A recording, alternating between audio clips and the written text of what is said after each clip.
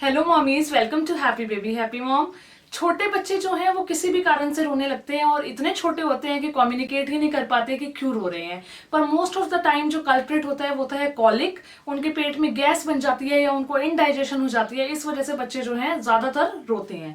तो इस वीडियो में हम बात करने वाले हैं कि इनसे छुटकारा दिलाने वाला एक सोल्यूशन जिसे हम ग्राइप वाटर कहते हैं, और हम मोस्टली बच्चों को दिया जाता है ग्राइप वाटर। पेरेंट्स हमेशा ही देते हैं, हम लोग भी पीते हुए आए हैं। तो क्या वो सेफ है बेबीज के लिए? मतलब शुरू से चलता आ रहा है, हम लोग देते आ रहे हैं, हमारे पेरेंट्स ने भी हमें दिया था, पर is it safe for baby? तो इस वीडियो में हम बात करेंगे इसी टॉपिक पे। तो चलिए वीडियो स्टार्ट करते हैं।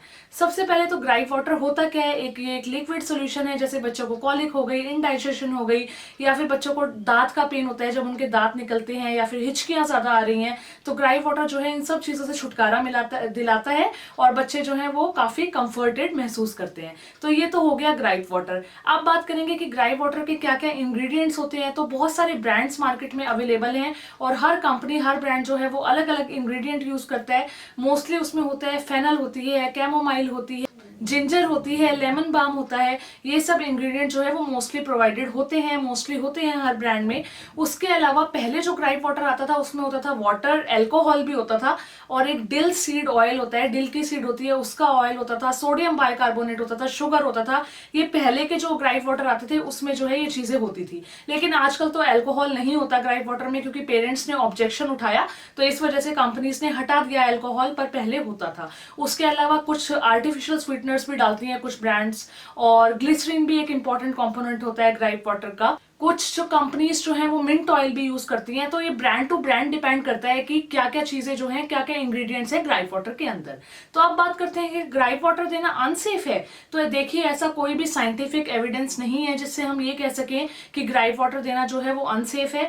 डॉक्टर्स भी कुछ रिकमेंड नहीं करते। अगर आप उनसे पूछोगे तो कहेंगे आपकी मर्जी है, आप देख लीजिए। तो हम ऐसे नहीं कह सकते कि ये अनसेफ है, क्योंकि इसके कोई ऐसे एविडेंसेस है ही नहीं जिससे ये प्रूव हो जाए कि ये जो ग्राइप वाटर है ये बच्चों के लिए अनसेफ है।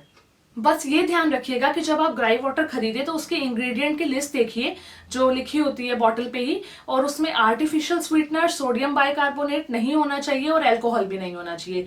अगर ये सब नहीं है तो फिर वो सेफ है, ऐसी कोई दिक्कत नहीं है। क्योंकि मैं भी ईवान को ग्राइप वाटर पिला रही हूँ। जब से उसका टीथिंग पेन शुरू हुआ था 1.5 साल के आसपास, तब हमने शुरू किया था। दिन में एक बार दे देते हैं, तो कोई भी ऐसे एलर्जी वाले रिएक्शंस अभी तक हम लोगों को शो नहीं हुए हैं। उसके अलावा जो पहले इंग्रेडिएंट यूज होते थे अल्कोहल, उससे बच्चों को क्या नुकसान था? उससे एडिक्शन हो जाता था। सोडियम बाइकार्बोनेट से किडनी प्रॉब्लम हो सकती है। डिल सीड ऑयल जो होता है उससे क्या होता है, कई बार बच्चा एलर्जिक होता है, बच्चे को एलर्जी हो जाती है उससे। शुगर से जो है वो टूथ डिके हो जाता है। तो इसलिए पहले वाले इंग्रेडिएंट अनसेफ थे, लेकिन अब काफी काफी सेफ जो है वो ग्राइप वाटर आ गया है। जो आज का ग्राइप वाटर है उसमें अल्कोहल नहीं होता, बिल्कुल अल्कोहल फ्री है। WHO तो रिकमेंड नहीं करता ग्राइप वाटर देना, लेकिन एज अ पेरेंट आप अपने आप डिसाइड कीजिए कि आपको देना है या नहीं देना, क्योंकि अलग अलग ब्रांड्स हैं और अलग अलग ब्रांड्स अलग अलग इंग्रेडिएंट यूज कर रहे हैं। तो आप अपने मर्जी से देखिए कि आपको देना है या नहीं देना। पेरेंट्स जो है वो बच्चे के लिए बेस्ट जानते ही हैं। तो आप बात करते हैं, अगर आप ग्राइप वाटर देना चाहें तो आप किस एज में दें। देखिए, बच्चों को तो 2 हफ्ते के जब वो होते हैं तभी से देना शुरू कर देते हैं और देते रहो जब तक आपको देना है। लेकिन मैं रिकमेंड करूंगी कि 6 महीने से नीचे के बच्चों को मत दीजिए, क्योंकि उनका डाइजेस्टिव सिस्टम जो है वो डेवलप हो रहा होता है। तो क्या ऐसा हो सकता है कि कोई रिएक्शन हो जाए। अब बात करते हैं कि क्या कोई साइड इफेक्ट होते हैं ग्राइप वाटर के। तो साइड इफेक्ट कुछ भी नहीं होते हैं, किसी बच्चे को पिला लीजिए। मोस्टली में नहीं केसेस में देखे गया है कोई भी साइड इफेक्ट। लेकिन ऐसा हो सकता है जो इंग्रेडिएंट प्रेजेंट होते हैं ग्राइप वाटर के अंदर, उनमें से किसी एक इंग्रेडिएंट या 2 इंग्रेडिएंट से बच्चे को एलर्जी हो जाए। और एलर्जी से क्या होगा, उसके स्किन पे रैश हो सकते हैं, उसकी स्किन स्वेल हो सकती है, लिप्स स्वेल हो सकते हैं, वॉमिटिंग हो सकती है, इचीनेस हो सकती है, या फिर उसका ब्रीथिंग पैटर्न चेंज हो सकता है। तो अगर ऐसे कोई सिम्टम दिखते हैं तो डॉक्टर के पास लेके जाइए और बताइए कि हमने ग्राइप वाटर दिया है, और वो फिर आपको बता देंगे कि क्या इसका इलाज है। डॉक्टर को कंसल्ट करिए अगर बच्चे को कोई भी एलर्जिक रिएक्शन जो है वो शो होता है। अगर आप ग्राइप वाटर ना यूज करना चाहें तो और क्या चीजें यूज कर सकते हैं, नेचुरल मेथड्स क्या क्या हैं। जब बच्चा छोटा होता है तो उसको दूध जो है वो अंदर ले जाना नहीं आता, तो जरूरी है उसको यहाँ कंधे पे लगा के ऐसे ऐसे करना, थपेड़ना, जिससे उसको बर्प आ जाए, डकार आ जाए, उससे वो आराम महसूस करेगा। मसाज करिए बेबी की। बच्चे को स्वेडल करने की कोशिश करिए, जो कपड़े से लपेटते हैं बच्चे को स्वेडलिंग, उससे उसको आराम महसूस होता है। या फिर अगर आपको ऐसा लगता है फॉर्मूला मिल्क जो आप यूज कर रहे हैं उससे बच्चे को नुकसान हो रहा है तो उसको स्टॉप करिए, ब्रांड चेंज करिए। तो ये कुछ नेचुरल मेथड्स हो सकते हैं। अगर आप ग्राइव वाटर ना यूज करना चाहें तो इनकी हेल्प ले सकते हैं।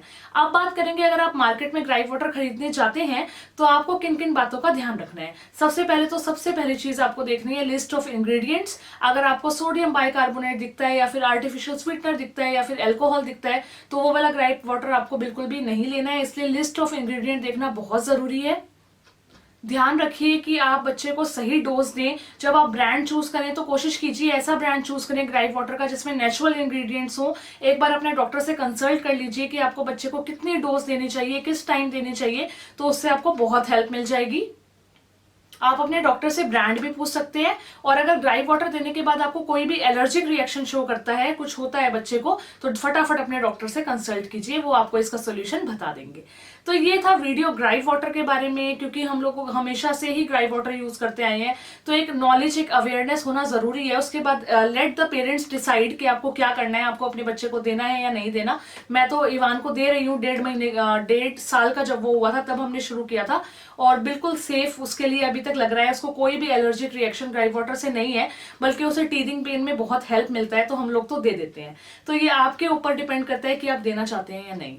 तो बस ये था वीडियो। अगर पसंद आया तो प्लीज चैनल को सब्सक्राइब कीजिएगा, वीडियो को शेयर कीजिएगा और लाइक कीजिएगा। Thank you for watching. Happy baby happy mom.